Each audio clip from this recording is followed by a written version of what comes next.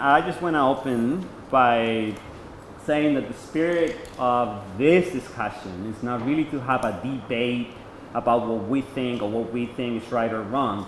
It is to share different approaches to the same thing, which we all are in the business of teaching and teaching languages and cultures. So what I really want to explore is diverse or a variety of views on the same thing. So I encourage you to comment, ask questions to our speakers in the spirit of sharing your own approach and not really debating with the speaker about how she or he is wrong or right. And also keep it outside the personal realm. I know that most of us will do that, but sometimes maybe you have a strong view on something, but that should be outside what you think of the person, or what you think the person is means by something. It is outside the personal realm. It's about the idea, about the approach, really. So please keep it outside the personal realm.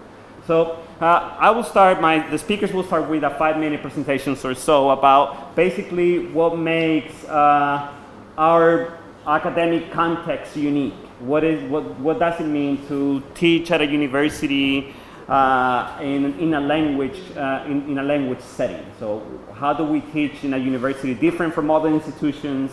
And then maybe they might explain what they mean by different institutions in their own field. So in Spanish we have the Instituto Cervantes and or even private academies that teach language in country and even outside the country, and that's very particular to the Spanish context. Maybe our speakers find that they have something similar to what we have in Spanish.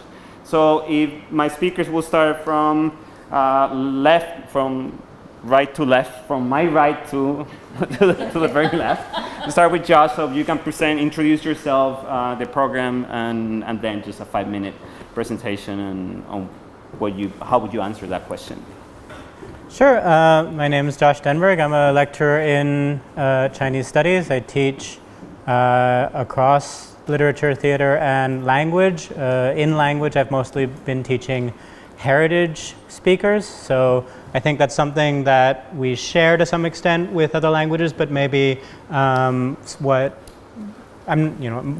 is particular to our program is that there's a very large cohort of heritage speakers. So we have a stream that is only heritage that then merges with the non-heritage speakers, the beginner speakers, and then there's of course a particular literature around heritage speaking and different textbooks and such, which are directed particularly at them. So since I was teaching in those areas, I was looking at those. That means that I'm aware of the very good work that's done by the community schools in the Sydney area. From what I hear from people who have been here longer than I have, the level of heritage speech is always, has increased over time. The entering, Chinese Australian students speak a substantially higher level of Mandarin than they did 10 years ago, 15 years ago.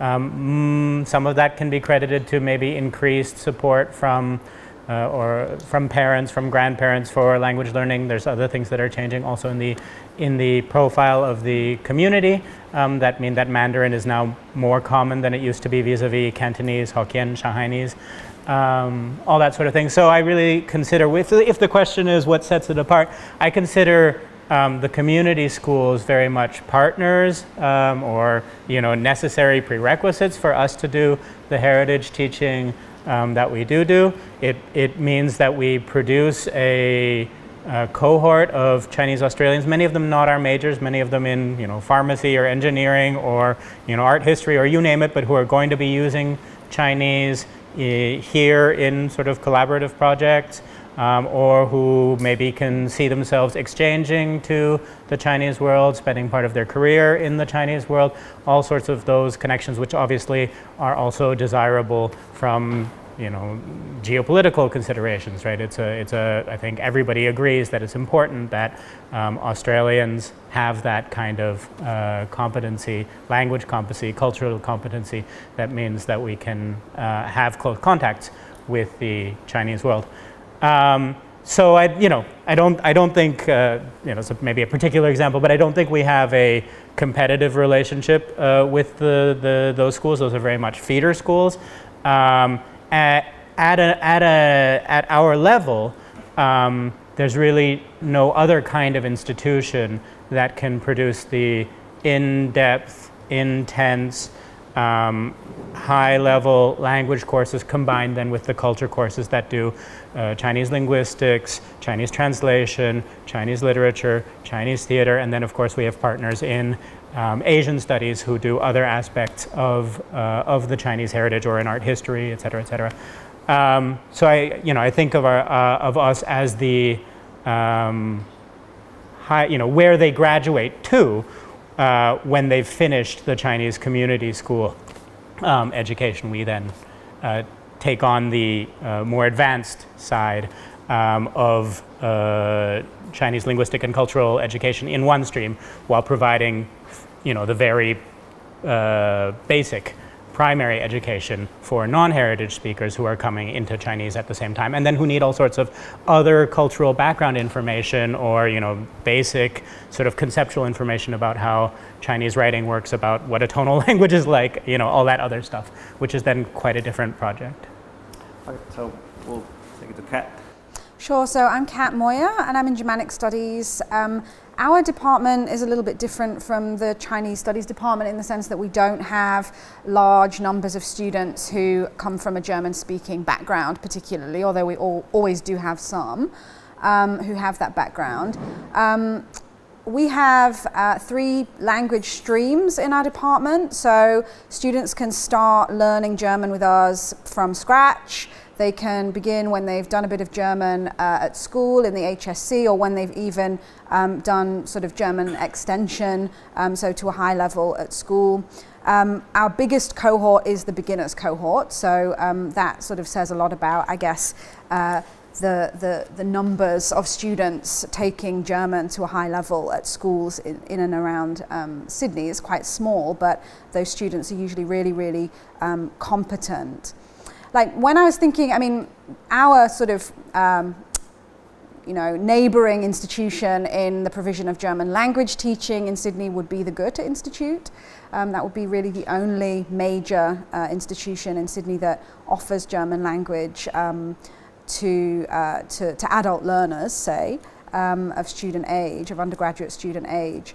And I think that what we do here is really very different from what the Goethe Institute does. I mean, our language teaching methods are similar to some extent.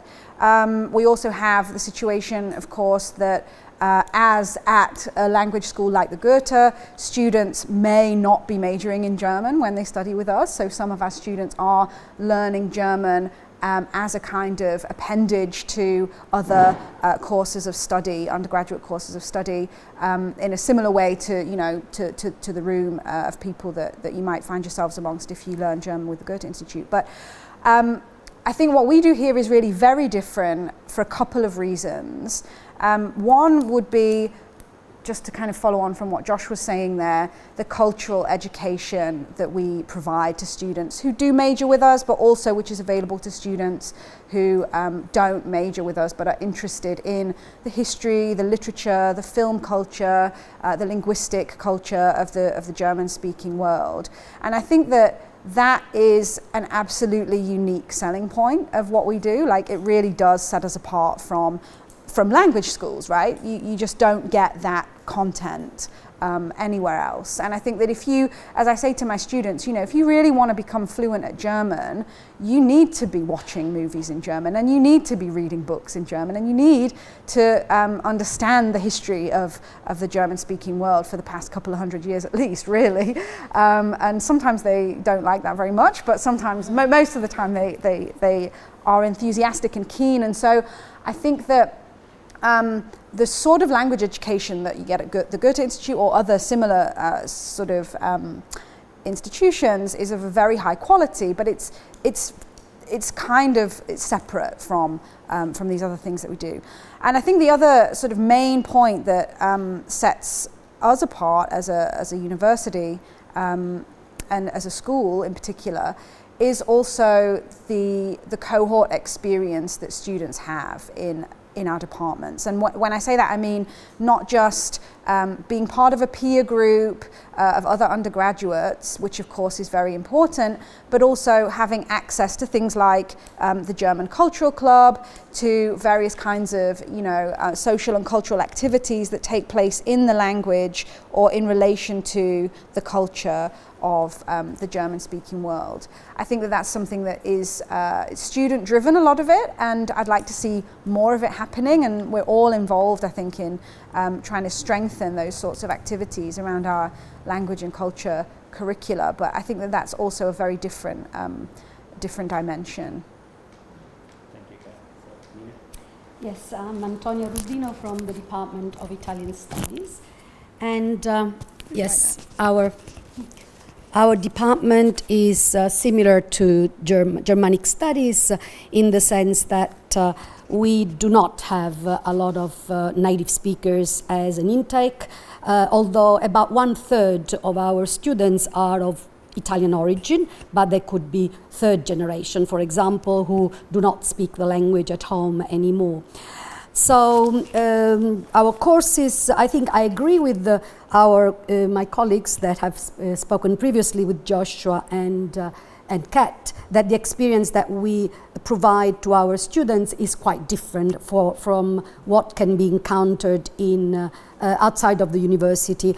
I just want to say that Italian is a language that is taught to adults in very, very numerous institutions, community colleges, WEA, continuing education. So Italian is actually probably one of the most popular languages for adult learning outside of the university. And in fact, a couple of years ago, one of our doctoral students conducted her doctoral study in two of these institutions, the Dante Alighieri Society and WEA, and some amazing results came out of that thesis that I want to convey a little bit.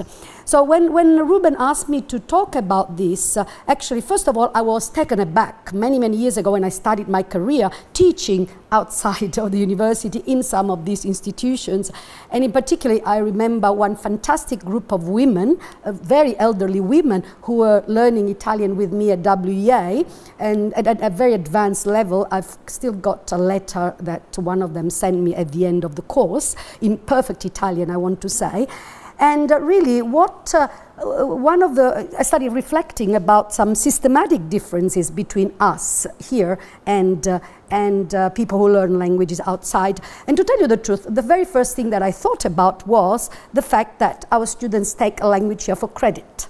So that there is an instrumental motivation because it is one of their subjects. So I actually immediately thought of our beginners cohorts rather than thinking of the students who actually arrive at the end of the 3 years and that actually graduate in Italian, major in Italian.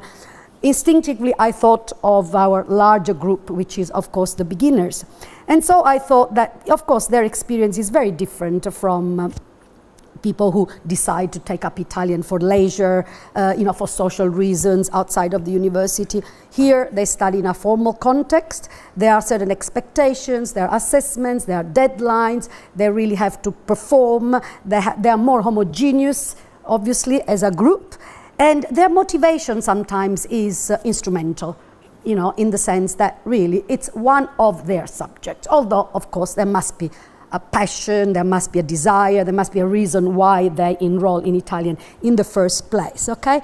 So obviously this is different from people that outside decide to take up Italian because they love the country, they want to go there. They have a much more integrative kind of motivation. They, in this thesis that my student did showed how a lot of them imagine themselves as Italians, as people that can take on this identity as Italian, okay? So, and there was this passion that I don't think we can find necessarily in a lot of our beginners students. So these are some of the distinctions, I think. On the other hand, I think that throughout the years, the two things have probably become more similar as well. We have more heterogeneous groups. Okay, so now people that take up languages come from different paths of the university, and also with very different motivations. So, before coming here, I read again through our forms where students tell me why they learn Italian, what are your expectations from the course. Sometimes when I say, what are your expectations, they just say, to learn Italian. Okay, I think that's okay. Maybe I could have elaborated a bit more. But why do you learn Italian?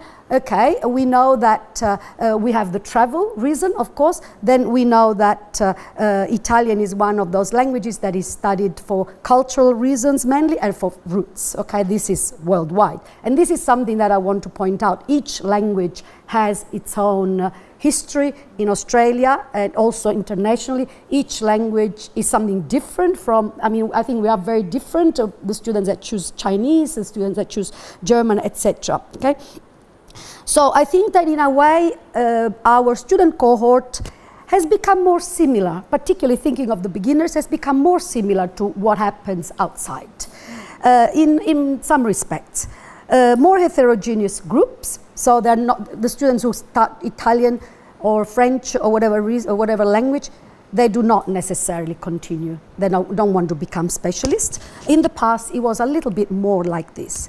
The motivations have changed. Okay, so as I said, very often we find travel as one main reason, and the students, what do you want to learn? What are your expectations? Speaking is what they say in the first year. Okay, the approaches have changed. I've been here a long time, and I've seen this changing drastically throughout the years. For example, in our department, we have actually decided to embark upon a fully communicative approach, really, when we realized that a lot of the other departments were doing the same. So in a way, we had a much more, maybe a more grammatical approach, I would say, beforehand, but then we changed also as a result of changes happening throughout the department. So, and then the other thing is, of course, that the situation changes from the beginners to the second year to the third year. So I don't think we can talk about our cohorts in general terms, because I think that there are big distinctions between the beginners cohort and what happens at third year level with students that are committed to graduate in our subjects. So I don't know if I'm making sense, but I'm saying that, we need to differentiate the cohorts. Things have changed at the university, changing motivations, approaches have changed, and the situation changes from language to language. I want to say that I consider the institutions where Italian is learned, as a leisure, as a very important allies for us, as Joshua said beforehand. I think that they really support us. I think that they contribute enormously towards spreading the importance of learning languages in Australia. They support us also indirectly. Maybe they study the language and then they will transmit their passion to their children, to their grandchildren. They are extremely important for heritage language learners as well. And I really think that at present, where there is not a strong push for language learning, unfortunately, even at the university, one sad thing is, for example, that we know that students who do their exchange, students of the University of Sydney who go on exchange, very often go to English-speaking countries. And even students that go to non-English speaking countries, they decided to go to universities that offer courses in English. So I really think that's really defeating the purpose of the internationalization of the university. So I think that we have a very strong allies in all these institutions that teach the language. Yes, I agree, they do it differently from us to some respect, but they certainly are very valuable allies in our enterprise to try and promote the languages. Thank you. Okay, so I'm going to talk to you from the perspective of a teacher, and then students will come up in my talk. So I started my career as an English as a foreign language teacher back home in Egypt. So I taught English to Egyptians in Cairo. Then gradually I moved to teaching Arabic to foreigners in Egypt, in Cairo. And then now I'm teaching Arabic in an English-speaking context. So the three contexts are really different. So I started in non-academic context, and it is different for me. The experience is different as a teacher. So one thing is that at a language center, specifically it was the British Council, the admin part was completely taken care of. So all the enrollment, there is a clear placement test. People pay money to do it, so they are serious. They don't cheat on the placement test. So that part I didn't have to worry about. So this is an added aspect to my work here as an academic. The second thing was there was one teacher's room, which I feel was extremely valuable. Here I feel more in my office, and if it weren't for these events like today, peer observation and the corridor talk and sharing ideas, it would have been really isolated. So I think we're doing a great job keeping the community, but the one room, one resource room, this is level 1, these are all the materials, you just come in, you take, you print. It was easier, kind of. It was really more systematic in terms of preparation. The other thing is level of motivation. So I think we have an asset that we have marks because the percentage of homework done definitely is higher at the university. When I was teaching in Egypt, if it's someone who's working 9 to 5, then coming to see me from 7 to 9, they're really tired by then. Chances are they're not going to do their homework on the bus. They're just, they're relaxing until they come in. So we do have an asset. The homework and the structure here is different. So this is from a logistics perspective. In terms of Arabic, teaching Arabic back in Egypt, I have to say, was much easier than teaching Arabic here in Sydney, definitely for the asset of being in the host community. It was very easy. Take the students in on excursions, assign assessments related to the culture, which I miss here. So the closest I get to this here is going to maybe Arabic-speaking communities like in Auburn, and try maybe talk to the shopkeeper and saying good morning, sabah al-khair, and that's it. So this is something I miss, and I feel students really look forward to interacting with native speakers, and they don't have as much opportunity here in Sydney. One good news is that finally we have a language, an exchange program with the American University in Beirut. Students used to go to France and study Arabic plus English units. Now finally they will get to do some Arabic in a native city. The last thing is I think the level of motivation.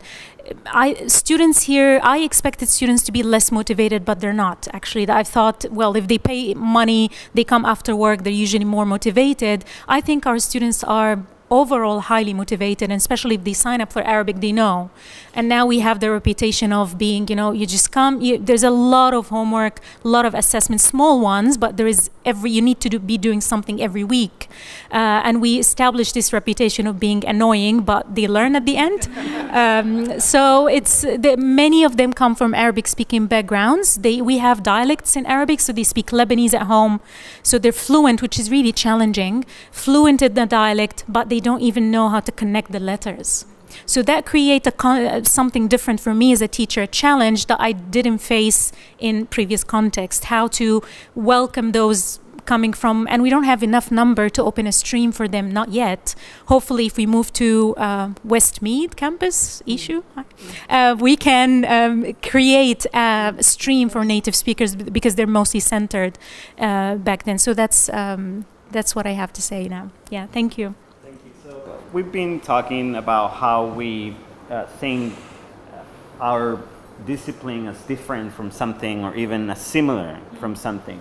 I want you to think the discipline as you think is perceived outside the university, outside the business of teaching a language. How do you think we are perceived in the professional world? How do you think we're perceived by the common people, that when you tell them what do you do for life, and you say, well, I teach Spanish. And how do you think that goes? And what are the positives, what are the negatives of that perception outside the very business of that we're in? If anyone can just jump in if you have an idea. Is it a negative perception, you think? No. Look, I'll just say that it really very much depends on who you're talking to. I think that's the question is very broad in the sense that it very much depends, I mean, sometimes if I say, oh, I'm a linguist, they say, oh, how many languages do you speak? Yes. That would be the first question that they ask me. No, well, it's not a matter of how many languages you speak. So it depends very much who you're talking to. Well, I mean, generally speaking, I just want to say that when I say, well, I teach in the Italian department at the University of Sydney, the response is normally quite positive. I mean, the department has a long history. Italian culture is sufficiently well known, let's say, in a place like Sydney. The Italians have been in Australia, since the post-war years. So I think all of this adds to the positive connotation of Italian studies. And as I said before, Italian has very strongly cultural connotations in terms of a language. This, together with the impact of the migrant community in a place like Australia and Sydney in particular, produces very good connotations, very positive connotations, Then, of course, if we talk a little bit more about, well, what do you actually do in the department, I would say there's been a shift throughout the years from from the image, projecting the image of a department where maybe you would only study sort of high culture with, a sort of capital H, so Renaissance studies or, Dante, to a department that, of course, caters for many areas of research, many fields, and so, much more in touch maybe with the contemporary Italian studies, contemporary Italy as well. So overall, I would say that this is normally the perceptions from the public, yeah. So let me rephrase. Just one more question, then we go to. We have time? Or okay, one more question. Just kind of piggybacking on that. So I just want to poke into the idea sometimes that people might get outside, language teaching, that learning a language is just for fun. It's something that people do for fun, to travel, to know a different culture in that kind of very superficial way, if you will. And then the reality of what we do, it's quite in depth. It's not just the language, it's the language and the culture. Sometimes it spreads out to multiple fields, from film study, anthropology, sociology, etc., philosophy. So my question is then, how would you convey that idea to people in different professions, whether it's in the tech world or in business, when they think of learning a language as, well, you learn a language because maybe you like Italian food, or maybe because you want to go to Italy, as opposed to the reality of what we do. In your case, you're a linguist, or in my case, I do political science, and I do philosophy, and I do cultural studies, or Kat does philosophy and political science, Josh does theater, right? So how do you convey that depth that sometimes get lost outside people that have this kind of superficial knowledge? And how do you convey that kind of depth when you're kind of selling your language to a broader audience? Sometimes I've seen, well, learn a language because you'll have an incredible experience. And I've seen that multiple times for this, sometimes, especially from the International Exchange Office. And I understand that's a big, important part, having that amazing experience outside. Australia is important, but there's something else to it that sometimes doesn't really get conveyed, or even it's lost in translation. Yeah, Kat. Thanks. So one thing that I would say in relation to that is that maybe I think it's a good point that you made, that different languages tend to attract different sort of personality students. And my experience in the UK and also here in Australia is that the students who want to study German do tend to have quite specific requirements. So they want to go into business, they want to become engineers, or they are interested in philosophy or history or economics or something like that, right? That's stereotyping, but it has a certain kind of legitimacy in my experience. And so you don't get so many, you do get a few students who are sort of keen to go to Berlin or whatever, and then I say, well, you don't need to speak German. So, but it's not so much, I don't get that as much with the students, or indeed with, people from other professions or friends and family or the general public. People don't go on holiday to Germany so much. So,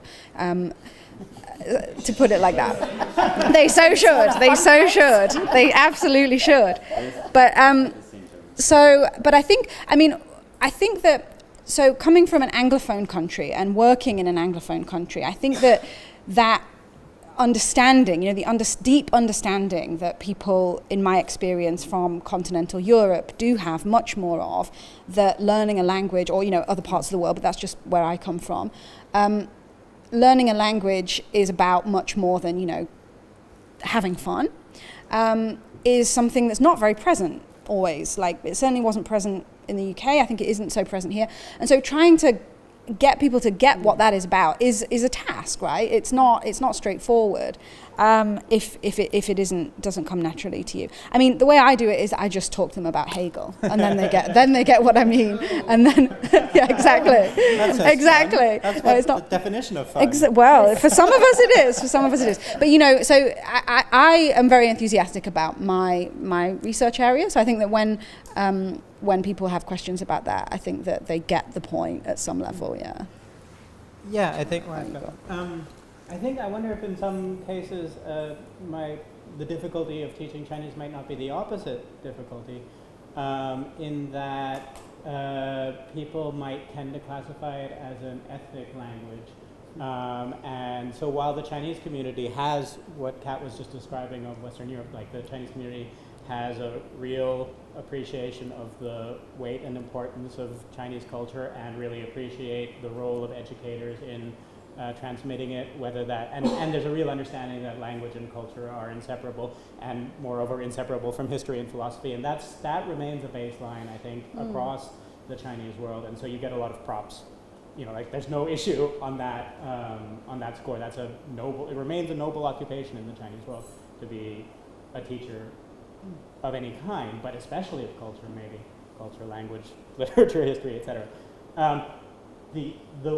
What can be a problem is the reputation of Chinese as too hard, and something that is for people of ethnic Chinese origin. And in fact, I have some of the same experiences as Nazreen, in that I also taught English in the Chinese world. And it was part of my role then and here has been to be like, no, you too, person with no Chinese, heritage can learn Chinese. It's eminently possible. It's interesting. Here's 1,000 different interesting things you could pursue in Chinese. And so, in fact, I've actually had kind of public relations role where formally I was employed as a translator. But part of that job as translator was to be on TV in China and be like, everybody take an interest in this. I do theater, as you said, Rupen. So, you out there, there are theaters in your city. You expats in Nanjing, every Saturday night, this is the address. Here's why you should go see Kunqu. Right, and so there is that aspect of it. Now you've already got that sort of ease that the expat in Nanjing already is there and wants to integrate or interact at least. Here you have the difficulty that there is a large cohort that speaks some Chinese already. There is a reputation of Mandarin being a difficult language. There is something. There's a greater distance to the Chinese character than to the umlaut. It's a tonal language. There's attrition. There's attrition, and there's fright, and then there's maybe a sort of sense that European languages are nearer to English and all that, right? so I'm, you're not going to lose the Chinese, ethnic Chinese students, the students from Southeast Asia, the students from the Chinese world. You're always going to have interest from there. It's a noble thing to pursue culture, language, etc. We have to, I think, our department has to communicate to the non-ethnic Chinese that it's doable, feasible, valuable, important, and not just because rising China, for all sorts of inherent reasons, not only geopolitical reasons. Yeah. So I want to open the floor for questions, comments, anything that kind of pops up. Caroline? Thank you to all of you. I had a question about the relative, it struck me when you were talking, Nazreen, that the relative importance of the institutes like the Goethe Institute, like the, what's yours? Dante Alighieri or Italian Institute of like Culture. the Alliance Française. What is there for you, and do you think that makes a difference in terms of the attitude that people have in relation to Arabic, perhaps? We don't have an Arabic or Arab culture center in the sense of Alliance Française or Therapantis. There isn't one. There are the language institute like the Community Language Center or the evening courses, but not a cultural center, sadly. I think it would have had a very positive impact for the community, just like a link between us and the larger community learning Arabic. Yeah. And it might affect perhaps the perception that people have of the university and that expectation that, the weight of the Arabic language and culture falls on the department. The Department of Arabic. Yeah. True. Yeah. True. Yeah, I agree. And how widely is Arabic taught elsewhere in other universities? I don't know. I really don't know the numbers. I would think that the ANU, it is offered. So outside of University of Sydney, there isn't any Arabic language department, but it is taught as a part of a center or a program rather than a major. Yeah, thank you. Thanks. So there's one of the things that I was kind of inspired to bring up is something that I think all of us know and has been sort of hiding in between the lines, but I figure it's worth trying to articulate the best we can, and that is a lot of times when we think about what we do and why we do it and how we do it, I think we sometimes get lulled into believing that we have to speak in terms of sort of the neoliberal, sellable, economic advantage, geopolitical. And I play the game, I know we have to sort of do that. But I think we should also, when we think about selling what we do to the public and to our students, try to get better at talking in terms of the classical idea of a liberal education, the liberal arts ideal, where you cultivate an individual who's able to talk about art and music and culture and literature and philosophy and ideas. So the accountant can do accounting, the chemist can do chemistry, the arts major can talk about the world, can talk about ideas. And we shouldn't shy away from that. That's all I wanted to say. I would say we shouldn't shy away from it. Thanks. Sorry, and also that the chemist also ought to be able to do it as well. But yeah. Let me just say one more sentence about that. We and Nina helped me think about this in a new way. Our students, so we think about when our students are studying with us, and I'll say I, just like I say, like okay, whatever, they're doing economics too, whatever. But maybe we should think more in terms of that's what makes you special. That Japanese or Asian studies or French is part of this holistic enterprise, and try to embrace that. Can you talk about your sociology studies in French? What are you doing in anthropology you can say in German? Tell us that. Let's try to translate those ideas into our languages and vice versa. So there's that interdisciplinary thing that. Yeah. Let's try to embrace that. I just Yeah, go ahead. Sorry, I just wanted to come back on the point that Matthew made before about the liberal arts education sort of idea. And another thing that I think, another perspective that I think is important and that I have talked about with some of my students is, like post-linguistic turn, we all think that language is a kind of self, right? So, I mean, I feel that I have more than one self or more than one sort of, skin or whatever in different languages. And I think that, like, who doesn't want to have a richer, fuller, more interesting, more diverse subjectivity? No, I totally agree with you and with the fact of taking on a different identity. But also I think that there is one problem in the universities, and that is that in several subjects, philosophy, for example, or other areas of studies, there is this myth that students think that they can get everything in translation.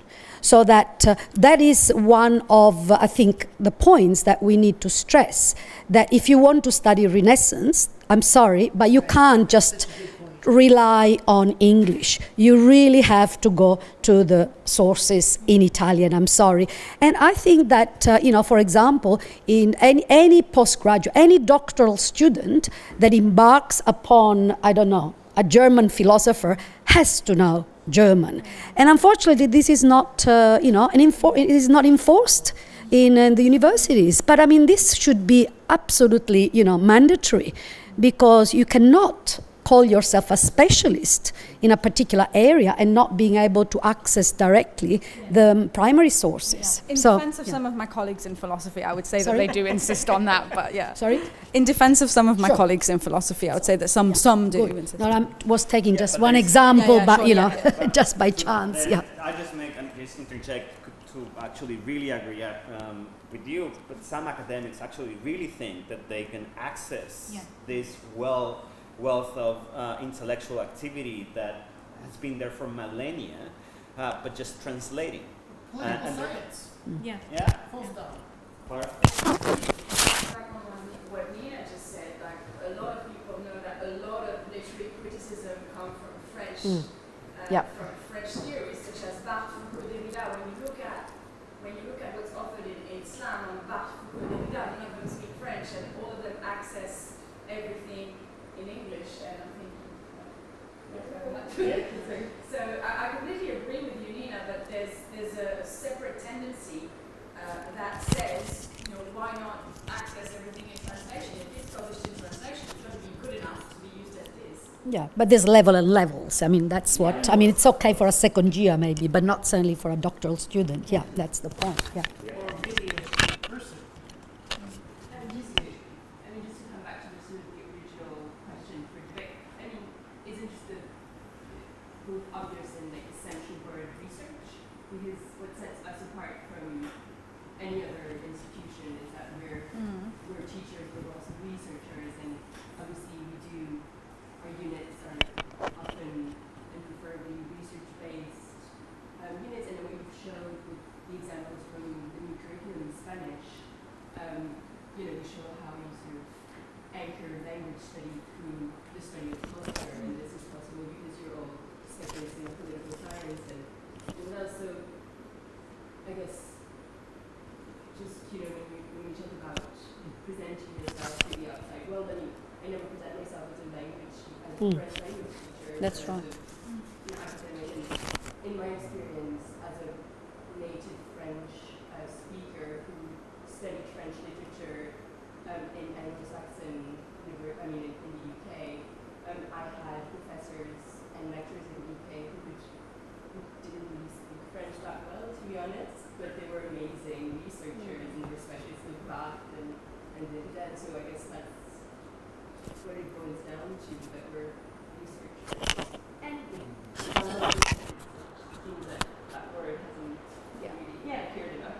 And on that point, because the UK system is a little bit different than ours in that culture is often taught in English rather than in the target language. Am I right? No, it's taught in the target language a lot. So I read that a little bit, but obviously generalising is difficult. say that it's better, or that it's, isn't it perhaps better that colleagues in history, in philosophy, whatever, talk about or teach concepts, maybe they reach more students, so that French gets disseminated more widely, even if it's in English? Is that perhaps better than not at all? I mean, I think Nina's point, that's a combination. So, you know, the idea of not having a translation, it is kind of productive to the field. Like, you want your concepts to really be spread out. But then the problem comes when at the very specialized level, then you have people that claim that they can tap into that intellectual tradition without having the specialized knowledge that the language gives you. Not only because you cannot really access all this intellectual tradition in translation, because only a very small percentage is being translated. Not only because of that, but because there are particular vernacular expressions that can only be understood in context, in the context of the language, and in the particular context that was produced of that language. And that seems to be lost to some academics and even some teaching students. I just wanted to follow up on that as well and say that, I mean, I think it is obviously important to have for all of the, you know, texts that we teach to be available in translation. I mean, translation is also one of the main things that we do, right? So I think that's important. But I think there's a big difference between, so first of all, I think everybody should have the opportunity to be multilingual. And and I think we all think that too. You know, there's a big difference between sort of accessing everything in translation and just seeing that as the way that you go about learning. And, you know, I might access something in or want to read an Indonesian writer. I don't have Indonesian, but I know what is involved in not having Indonesian because I've got other languages, right? So you can then sort of, exactly. You know what you're going to be missing and you know where to go to find out what it is you're missing. Any other questions, comments, or? Yes, so I do believe that it's true that we should talk about arts and history, politics, and you know the language. And but particularly first-year students are really worried about their future. I mean, money in the future. And then it's really interesting. So I worked at 4 different universities, but as soon as I start working here, I didn't expect that so many students ask me, and Masaki sensei, what kind of job can I get? I'm studying Japanese. Yes. I got that question so many times. No, you're right. You're perfectly. So going back to the question, so what do you actually say? What are you saying to students when the student asks that kind of question? I have an answer. Yes. Who are you asking? Anybody? Anybody?